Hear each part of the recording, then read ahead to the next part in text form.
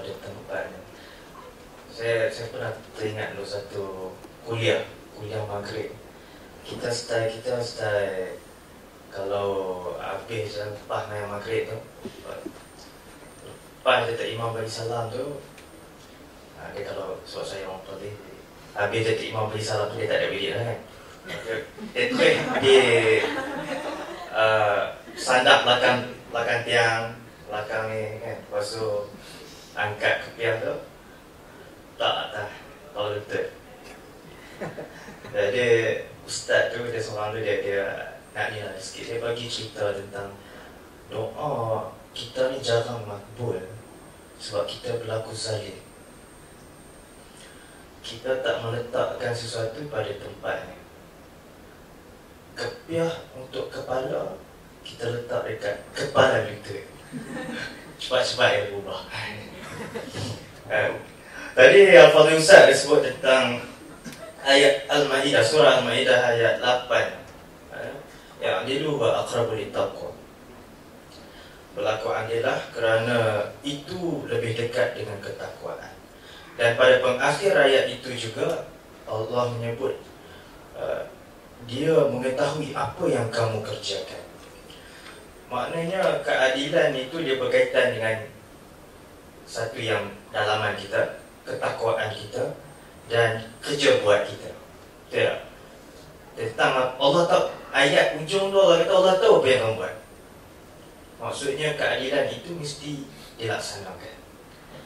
Keadilan bukan sahaja slogan, bukan sahaja nama parti, bukan sahaja untuk kita sembang dalam usrah, bukan. Jadi untuk tentang hurai isu ataupun hurai tentang macam mana kita memahami keadilan dalam Islam, kita balik kepada Cik Fadiah kita. Kita pun saya rasa ramai yang kenal dengan dia. Dia banyak terlibat dengan kes-kes tangkapan-tangkapan dan sebagainya. Dia memang antara peguam muda yang terlibat dalam mempertahankan hak-hak individu yang ditahan. Jadi macam mana Cik Fadiah nampak keadilan dalam Islam itu dalam lapangan anda? Macam mana nampak keadilan itu perlu dilaksanakan pada lapangan itu? Dan pada masa yang sama, macam mana Fadiah nak selarikan antara tuntutan hak asasi manusia itu dengan keadilan dalam Islam? Sebab ada orang kata dia dalam Islam ni hak asasi dia macam seolah-olah tidak ada. Jadi mungkin Fadiah boleh terangkan lagi. Terima kasih saya ucapkan kepada pihak penganjur yang telah menjemput saya untuk datang pada hari ini untuk sama-sama kita berbincang tentang topik kita pada hari ini, di mana keadilan dalam perundangan Islam. Dan terima kasih kepada saudara moderator dan juga ahli yang ada bersama-sama kita pada hari ini. Jadi soalan yang telah dilontarkan oleh saudara moderator tadi, bagaimana kita melaksanakan keadilan ini dalam lapangan hidup kita seharian. Ya, kerana saya seorang peguam dan saya banyak terlibat dalam kes-kes hak asasi manusia. Kalau ada perhimpunan aman tu yang mana kena tangkap tu, memang akan call lah, tolong macam mana ni kami kena tangkap. Ya, seolah-olah mereka tu bila ditangkap dianggap sebagai penjenayah dan tidak punya hak, walaupun sebenarnya telah termaktub di dalam undang-undang kita dan juga dalam prinsip Islam itu sendiri. Keadilan itu adalah maqasid syariah ataupun objektif yang paling tinggi adalah untuk mencapai keadilan untuk semua. Jadi seharian ya, bila saya bekerja sebagai peguam, sebab dulu di universiti kita diajar tentang undang-undang, tentang prinsip keadilan, tapi semuanya teori ya, dan kebanyakan peguam bila kita keluar kerja, and then kita akan pergi mahkamah, balik mahkamah. Kadang-kadang ramai yang pilih untuk hanya melakukan kerja sebagai kerja, tapi sebenarnya kedudukan sebagai seorang peguam itu bagi saya adalah untuk sama-sama membantu dalam proses pentadbiran keadilan, administration of justice. Ya, kerana peguam juga dikira sebagai pegawai mahkamah, dan samalah juga dengan hakim, dengan polis, dengan pegawai-pegawai kerajaan yang telah diamanahkan untuk mengangkat undang-undang dan memastikan keadilan itu dicapai.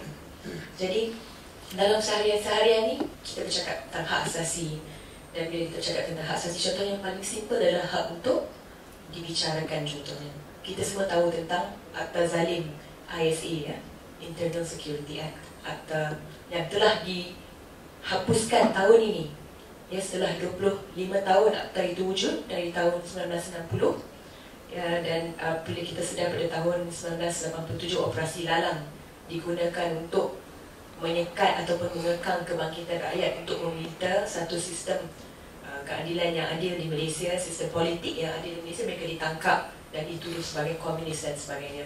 Dia ditahan tanpa bicara bertahun-tahun lamanya. Jadi rakyat bangun pada ketika itu untuk menentang akta yang zalim ini, kerana kita percaya keadilan itu adalah untuk memberi trial ataupun perbicaraan. Semua manusia ada hak untuk dibicarakan. Macam tadi Ustaz ada cakap, keadilan itu perlu ditegakkan walaupun orang yang kita tak suka itu yang kita perlu adili. Ya, walaupun orang yang kita tak suka dia adalah seorang pembunuh contohnya, ataupun dia seorang pencuri atau seorang makdepik, tapi dia juga ada hak untuk diadili secara adil walaupun apa yang dia buat itu mungkin salah, ya, dan dia ada hak untuk dibicarakan dan dibawa ke mahkamah. Jadi prinsip itu senang ataupun universal dan sangat jelas.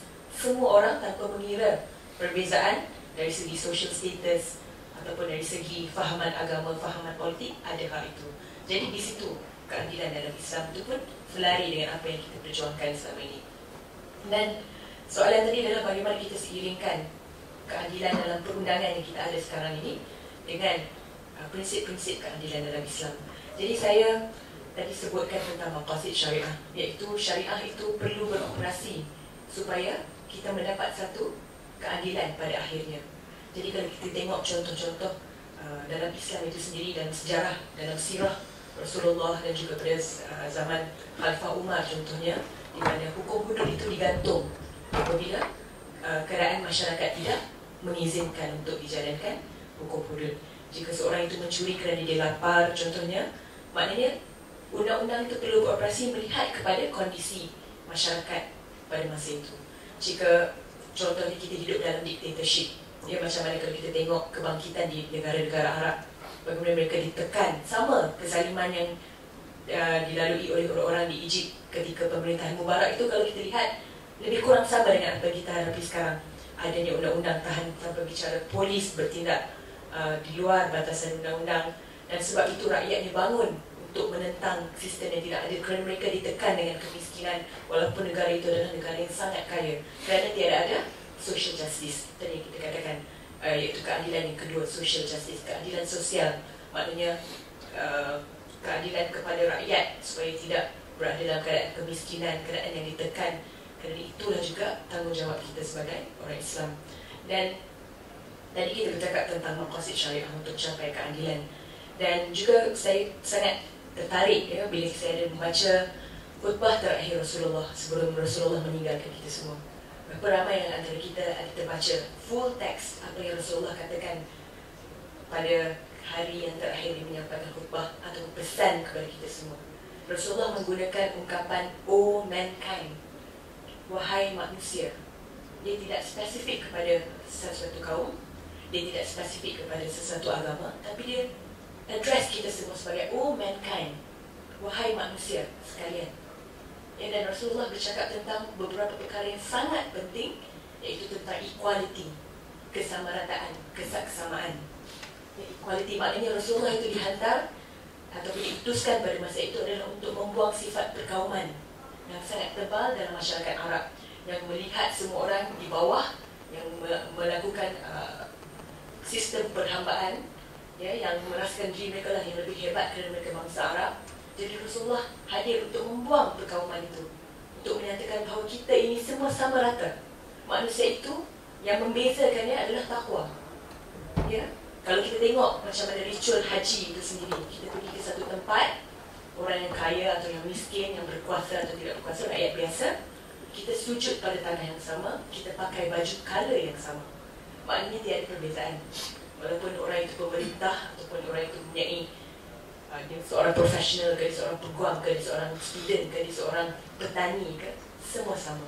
Jadi itu prinsip Islam. Tapi kalau kita lihat balik macam mana ya Mekah sekarang, saya agak sedih sebenarnya. Baru-baru ni ada artikel yang keluar di Huffington Post, di Washington Post mengatakan heritage kubur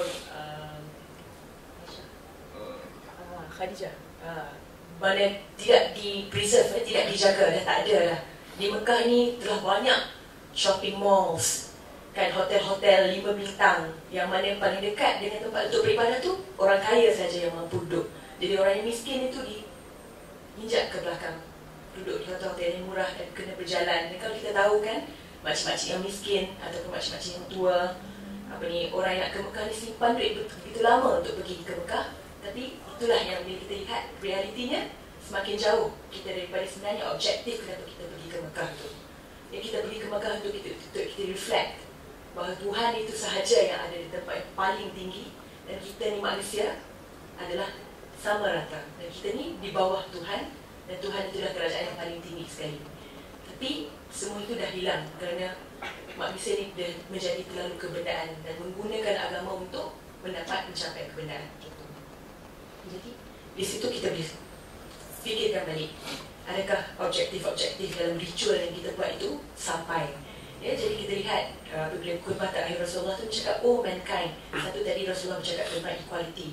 Kedua Rasulullah bercakap tentang membebaskan wanita, perempuan. Dia bercakap tentang hak perempuan di dalam khutbah terakhir dia. Ya, dulu perempuan pada zaman jahiliah tidak ada hak langsung, anak perempuan dibunuh. Mereka tidak ada hak untuk memiliki harta. Tapi bila Islam datang, Islam liberates women. Ya, perempuan diletakkan di tempat yang tinggi, diletakkan di tempat yang sama untuk sama-sama membangunkan masyarakat, untuk membangunkan institusi keluarga, untuk menyumbang kepada negara, untuk jadikan negara sebuah negara yang bertamadun dan sebuah negara yang adil. Jadi di situ intipati dalam khutbah terakhir Rasulullah yang disampaikan kepada keseluruhan manusia. Jadi Islam itu ajarannya, keindahan Islam ataupun keadilan Islam itu adalah untuk semua. Dia bukan hanya untuk kita sahaja yang beragama Islam, tetapi juga kepada orang yang bukan Islam. Jadi kalau kita lihat bagaimana Rasulullah, cara dia melayan orang yang bukan Islam itu pun, ada hadis yang menyatakan, kalau engkau mengasari, if you hurt a non-Muslim, you hurt me. Jadi itu keindahan Islam. Maknanya kita ni menyebarkan mesej Islam adalah untuk orang yang bukan Islam juga, supaya mereka dapat melihat Islam itu agama yang adil dan mereka dapat menerima tentang Islam itu adalah untuk semua orang, untuk membela semua nasib masyarakat. Dan dia tidak exclude ataupun tidak melebih-lebihkan mana-mana kaum atau mana-mana kelompok kumpulan manusia. Jadi di situ konsep keadilan dalam Islam sangat indah bagi saya. Tapi kadang-kadang kita terlupa, ya, bila kita bercakap tentang soal keadilan ni, kita selalu terfikir Islam against non-Muslim, Islam against bukan Islam. Jadi kita selalu berbalah, ataupun sesama Islam pun bila berbeza pendapat, kita memusuhi sesama kita, berbunuh-bunuhan. Tengok apa jadi di Syria. Tidak berkesudahan, terlalu lama, nyawa banyak dah yang hilang. Tapi apa yang kita buat? Apa yang negara-negara Islam di dunia ni buat untuk menghentikan kezaliman di Syria? Contoh lagi satu saya nak bagi, di Palestin. Ini keadaan konflik di Palestin ini, konflik adalah konflik politik yang sangat besar. Dia adalah konflik untuk dominance, untuk mereka, it's occupation, adalah penjajahan. Penjajahan itu adalah bertentangan dengan hak asasi. Sebab kita manusia ini berhak untuk bebas, ada negara yang sendiri, right to self-determination. Right to self-determination iaitu hak untuk menentukan masa depan negara itu sendiri. Contohnya dulu kita dijajah oleh British, ya, di negara-negara ASEAN dijajah oleh British, di mana kekayaan kita diambil secara haram dan rakyat diperhambakan, dan kita lawan untuk mengeluarkan diri kita daripada penjajahan. Dr. Burhanuddin Hilmi pada ketika itu, ya, kalau kita tengok perjuangan-perjuangan ramai wira-wira yang banyak tak ada dalam konteks kita kena buat bacaan sendiri. Mungkin kita boleh baca ataupun boleh tonton dokumentari 10 tahun sebelum merdeka untuk lihat perjuangan rakyat untuk membebaskan diri dari penghambaan ataupun penjajahan pihak asing. Jadi itu kalau kita dapat lihat, ya. Jadi isu di Palestin adalah sama. Isu penjajahan yang mereka menjajah sebuah negara yang bebas, yang merdeka, dan menindas rakyat-rakyat yang mereka jajah itu. Jadi ini adalah isu universal. bukan sahaja isu, oh ini isu Islam. Sebab bagi saya, pendapat saya, sebab saya banyak bekerja dengan pelarian contohnya, isu ini bukan hanya isu negara, isu setempat. Dia memerlukan perpaduan dengan semua orang. Kita kena bersatu sebagai satu bangsa manusia untuk menentang penzalim-penzalim, contohnya di Palestin ini. Kalau saudara-saudari pernah dengar satu cerita ni, seorang aktivis Amerika nama dia Rachel Corrie. Dia adalah seorang aktivis. Pada satu hari dia dah tak tahan sangat dengan macam mana Amerika menjadi dalang juga dalam membekalkan senjata kepada Israel untuk terus menjajah rakyat Palestin.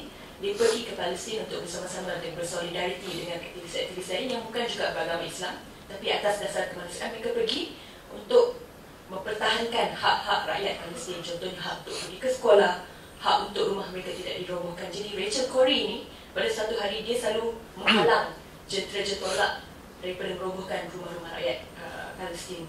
Pada satu hari ini, satu tolak ini datang untuk merobohkan sebuah rumah. Beliau telah protes. Dia pakai baju yang terang untuk berdiri di depan tolak. Memang nampaklah dari jauh. Dan dia cakap stop, jangan robohkan rumah mereka. Mereka ada hak untuk ada rumah, right to housing. Kamu menjajah dalam menjajah dan menyeksa lagi orang-orang yang dijajah ni kan. Jadi, tapi tolak itu terus ke depan dan terus langgar, dia mati. Rachel Corrie mati di tangan tolak Israel. Jadi kes ini jadi sangat besar pada masa itu. Dah lama dah kes ini, dalam tahun 1996 kalau saya tak ingat, tak lupa lah. Dah lama kes ini. Jadi baru-baru ini saja mahkamah yang tertinggi di Israel dirayu kerana keluarga Rachel Corrie membuatkan buat saman di mahkamah untuk menuntut keadilan atas kematian dia, kerana tentera Israel menggunakan undang-undang untuk menzalimi aktivis-aktivis dan juga rakyat Israel. Jadi bila saya fikirkan balik, Rachel Corrie, dia bukan orang Palestin, dia tidak beragama yang sama dengan majoriti rakyat Palestin iaitu Islam, tetapi dia sanggup mengorbankan nyawa dia untuk kemanusiaan. Jadi itulah solidariti ataupun perpaduan yang kita nak untuk kita hentikan semua bentuk penindasan yang berlaku dalam dunia ini. Kerana penindasan ini dia tak mengenal rupa, dia tak mengenal agama. Ya, contohnya macam di Israel, apa yang telah terjadi dengan antara konflik Israel dan Palestin ini, rakyat negara-negara Islam pun banyak yang bersubahat, tidak menghentikannya. Jadi bukannya maknanya kalau negara Islam itu akan bersama dengan Palestin, tak. Saudi boleh berpimpin tangan dengan Amerika apabila isu Palestin dan Israel ini ditentang habis-habisan oleh orang-orang yang menciptakan keamanan. Tapi itulah realiti. Jadi konsep justice ini ataupun konsep keadilan ini sangat universal dan kita perlu bersatu untuk capai supaya penindasan itu tidak ada, keadilan itu tidak ada. Jadi di situ jelas dari segi realitinya. Dan saya teringat kata-kata kawan saya pernah berbincang tentang isu-isu macam ni. Dia ada berkata kepada saya, bagaimana manusia nak mengingat Tuhan kalau setiap hari dia hanya benda yang pertama dia kena ingat adalah macam mana aku untuk terus hidup dan cari makan. Okay. How do you find God if you are starving to death? Macam mana kita nak mencari Tuhan kalau hari-hari kita balik, rumah yang kita ada tu hanya ada satu bilik, adik-beradik kita ada 10 orang, mak bapak kita hari-hari kena keluar bekerja sebab tak cukup makan. Macam mana kita nak ingat kepada Tuhan dalam keadaan kita tertekan dan sempit macam itu. Jadi kita, orang yang sedar, orang yang tahu tanggungjawab kita untuk keadilan sosial ini, yang perlu membantu orang-orang yang tertekan dalam kemiskinan macam ini. Jadi persoalan-persoalan ini kita patut tanya diri kita sendiri. Dan sebab itu Omar Abdul Aziz apabila dilantik untuk menjadi pemerintah, perkara pertama yang dia menangis, yang difikirkan adalah bagaimana aku nak menjawab dengan Tuhan kerana masih ada orang miskin, masih ada orang yang duduk di tepi jalan, orang tua yang tidak dibela, anak-anak kecil yang tidak dibela, tahanan perang yang tidak dibela. Itu yang pertama sekali dia fikir, maknanya keadilan sosial. Jadi dalam sehari-seharian kita fikir, kalau ada yang dari sini tadi datang dari UM all the way from KL untuk datang ke forum ini jauh, ambil perubatan, dia bidang perubatan untuk menjadi seorang doktor. Jadi soalan ini juga boleh ditanya kepada kita sebagai doktor, adakah kerja kita pergi kerja, balik kerja dapat gaji, ataupun ia lebih daripada itu untuk menyelamatkan kemanusiaan. Jadi soalan yang sama kita boleh tanya semua, ya, diri kita sendiri.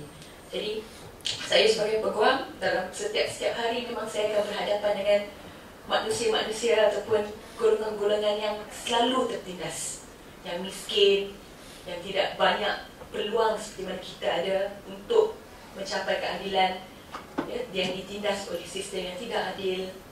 Dan hari-hari kita perlu bertanya, bagaimanakah kita untuk mengeluarkan mereka ini dari sistem yang tidak adil ini. Kerana kalau kita biarkan, masyarakat itu akan terus hancur. Dan kalau kita hanya menghukum dan menghukum, tapi masalah itu tidak akan pernah selesai.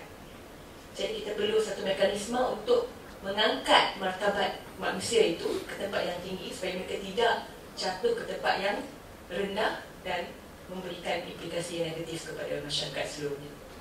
Jadi mungkin itu untuk menjawab soalan saya.